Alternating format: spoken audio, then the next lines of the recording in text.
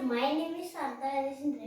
मी आज तुम्हाला सांगणार आहे माझ्या दारातून ही कविता. माझ्या या दारातून कोण कोण येते, कोण कोण येते. मामा येतो नि मामी येते.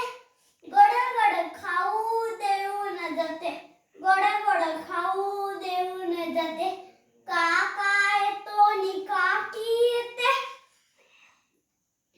छान छान बाहुली देऊन जाते, छान छान बाहुली